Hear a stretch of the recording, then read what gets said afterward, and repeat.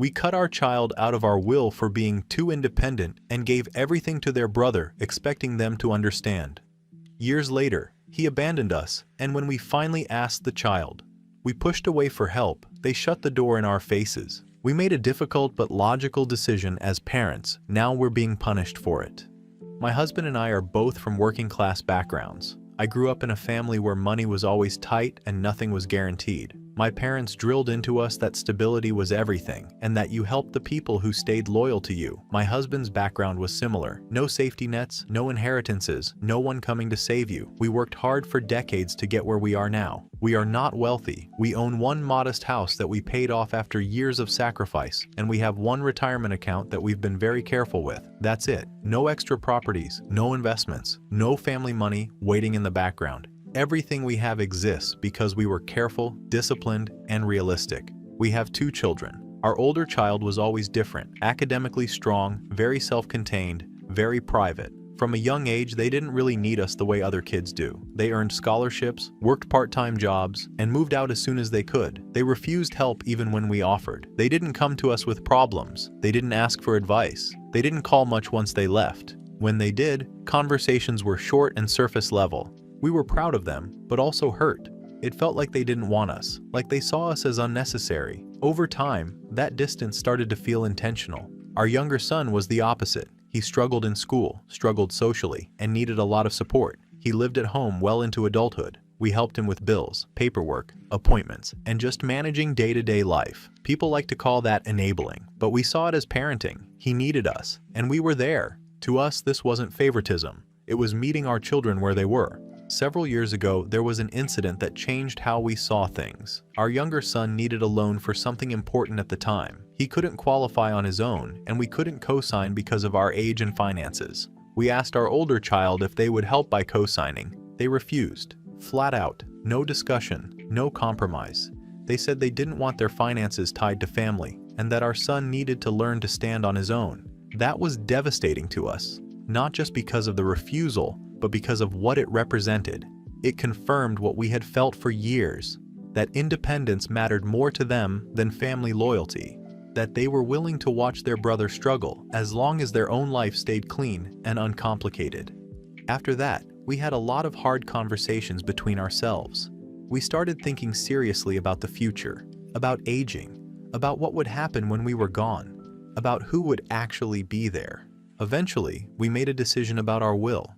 We rewrote it quietly. We left the house, our savings, and our life insurance to our younger son. We left our older child a symbolic heirloom with family history attached to it. We didn't tell them directly.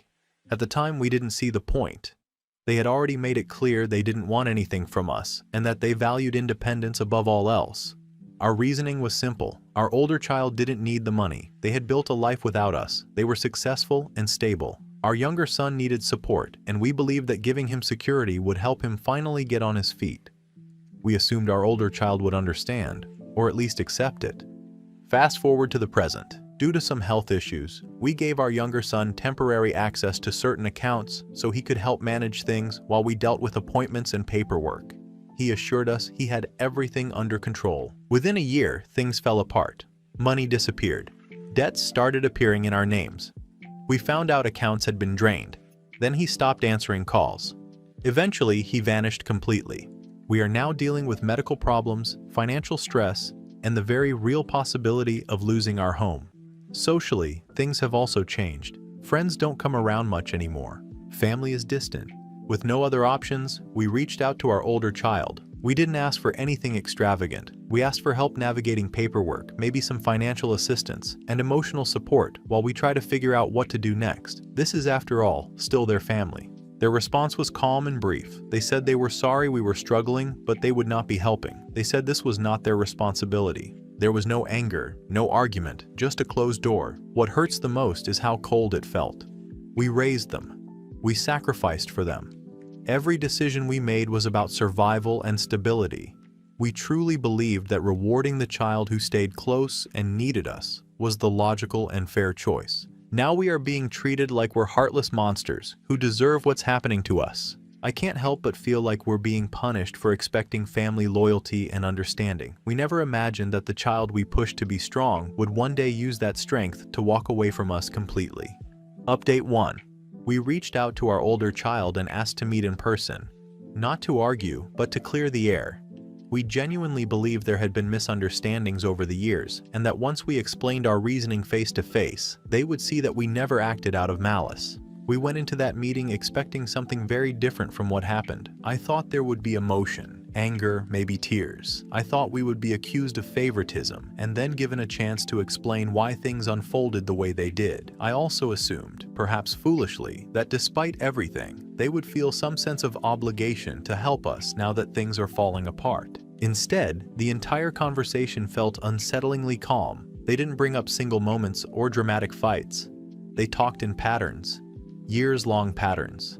They described being praised only when it reflected well on us, like academic achievements we could mention to others, but being ignored emotionally once those achievements no longer required our involvement. They talked about how their independence was treated as distance, and how distance was treated as punishment. What struck me most was how detached they sounded. Not bitter, not emotional, just factual. They said they learned very early that needing us made us feel important, and not needing us made us resentful, that anytime they solved a problem on their own, it was treated as a rejection. They said they stopped sharing personal struggles because every problem turned into a lesson about how they should have handled things differently or why they shouldn't need help in the first place. I'll admit, I didn't agree with their interpretation. That's not how we remember raising them. From our perspective, we encouraged strength and responsibility. We wanted them to be capable adults, but hearing it framed that way made it sound like we were cold or withholding, which was never our intention. Then came the part that completely caught me off guard. They said they had known about the will for years. Apparently, during an argument between the siblings a long time ago, their brother told them outright that everything would be his someday, and that they shouldn't expect anything because they chose independence. According to them, this wasn't said jokingly, it was said with certainty.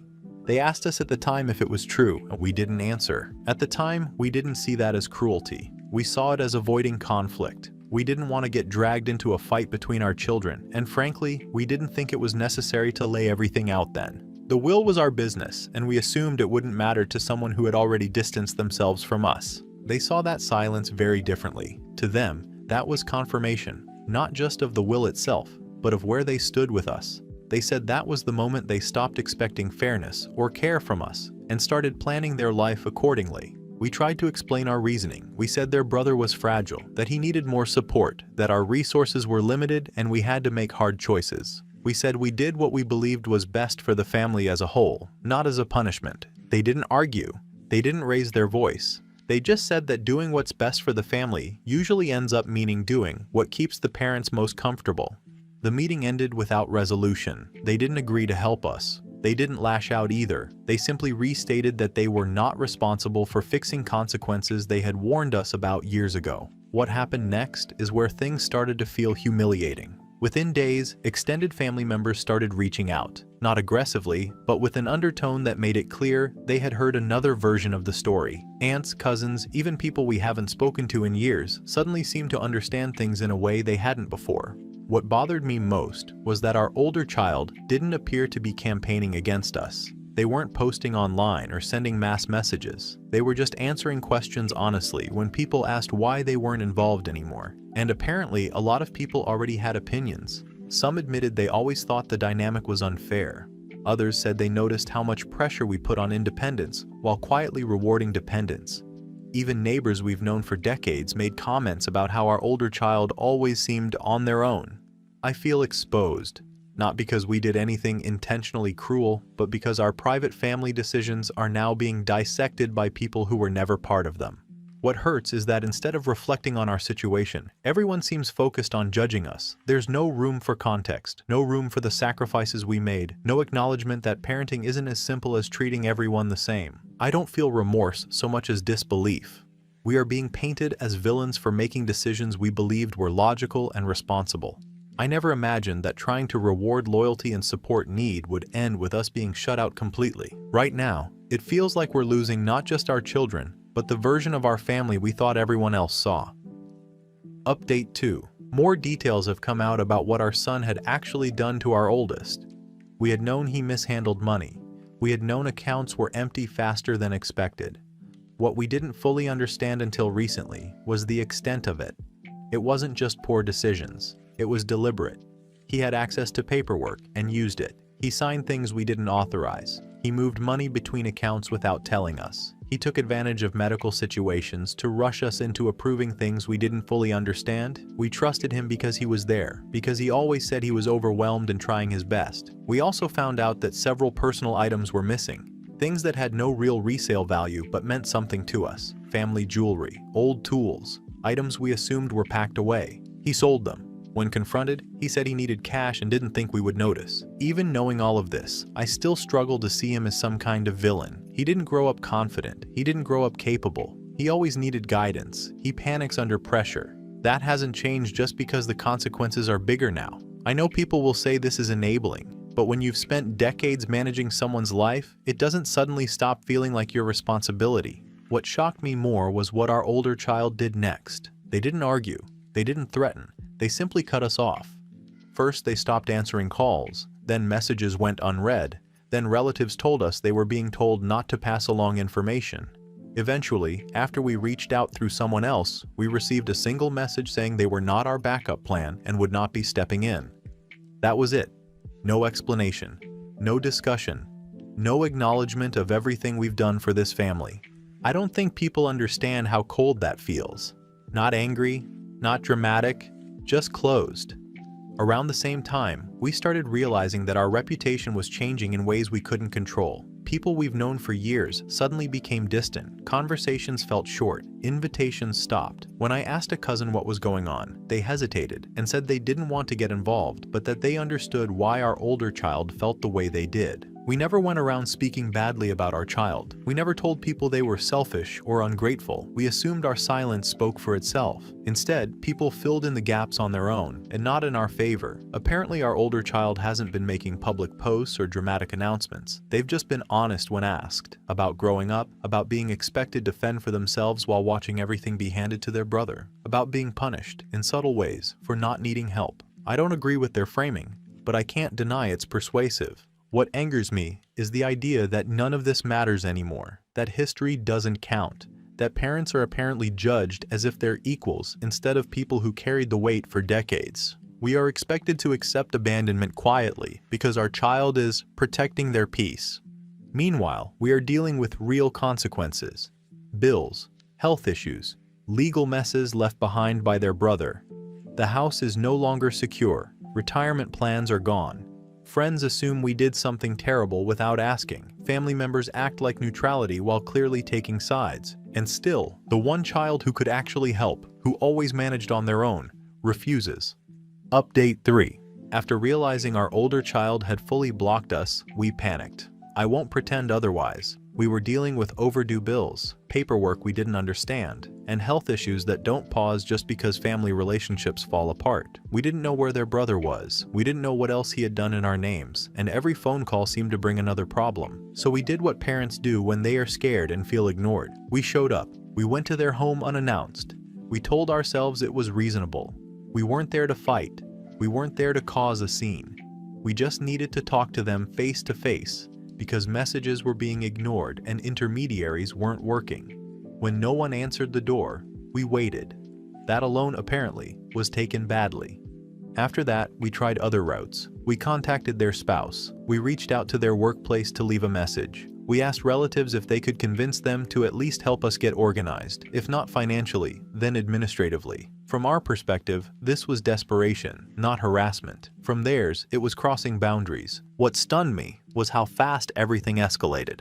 Within days, we received notice that they had retained a lawyer. Shortly after that came formal paperwork telling us to stop contacting them entirely. No visits, no messages, no attempts through third parties. Any further contact would be considered harassment. I don't think I've ever felt more insulted in my life. We are not criminals. We are not strangers. We are their parents. And yet suddenly, everything we did to reach out was being reframed as threatening. The language alone made my stomach drop. It painted us as unstable, intrusive, and unsafe.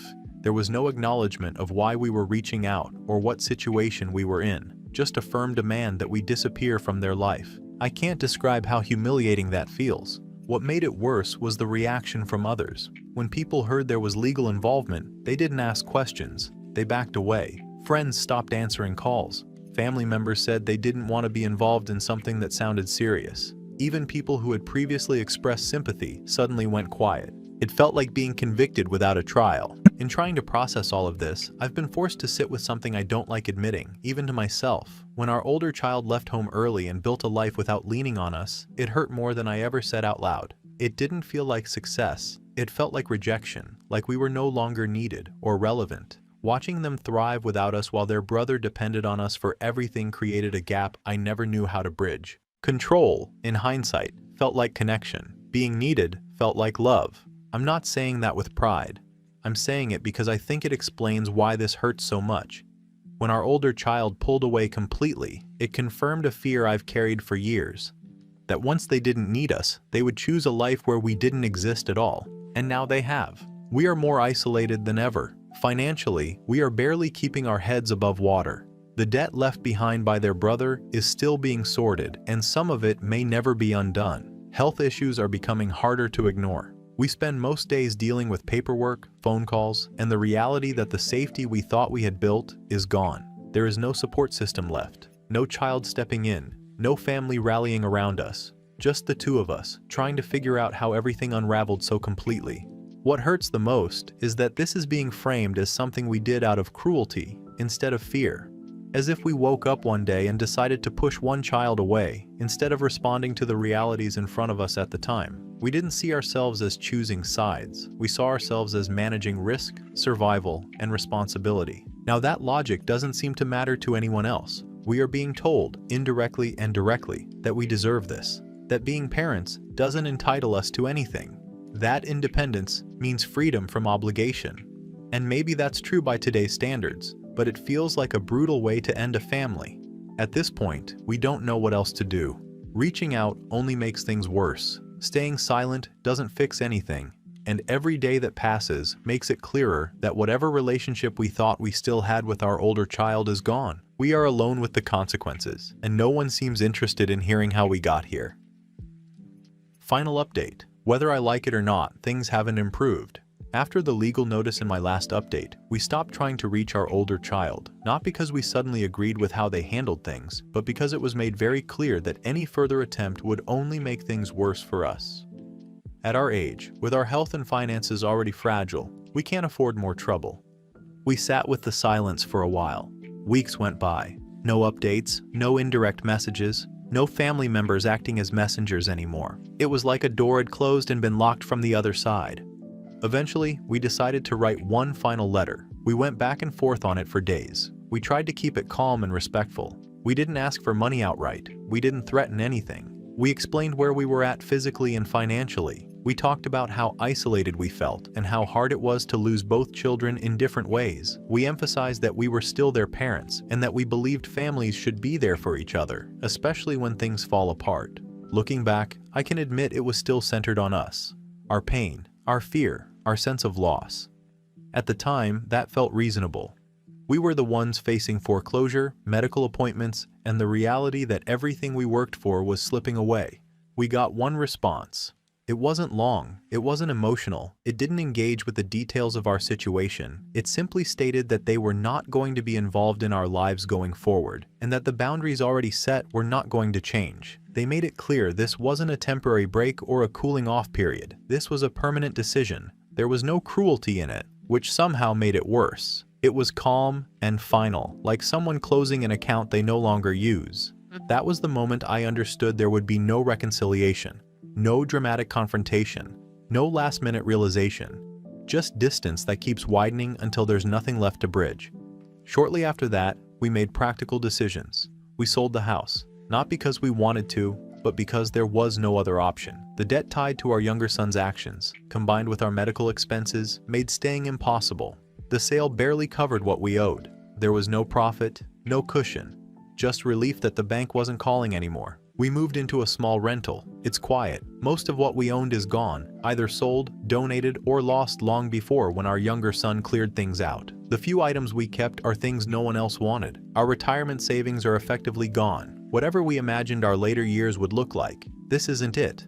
We manage month to month now, appointments, bills, and a lot of time spent at home. As for our younger son, we still don't know where he is. We've heard rumors through people who barely know him, but nothing solid. At some point, we had to accept that he isn't coming back either. Not to help, not to apologize, not to explain. He took what he could and disappeared, and that chapter is closed whether we like it or not. So here we are. Two parents who tried to plan carefully, who believed that responsibility should be rewarded and independence didn't require support, now living with the outcome of those beliefs. I won't pretend I suddenly see everything differently. I still think we made decisions based on what we knew at the time. We didn't see ourselves as cruel. We saw ourselves as practical. But I can also see now that our version of fairness didn't leave much room for emotional consequences. We assumed that because one child didn't need us, they wouldn't mind being pushed aside. We assumed love could survive distance, silence, and conditions. It didn't. I know what Reddit will probably say. That we deserved this, that our older child did what they had to do, that independence doesn't mean obligation. Maybe all of that is true,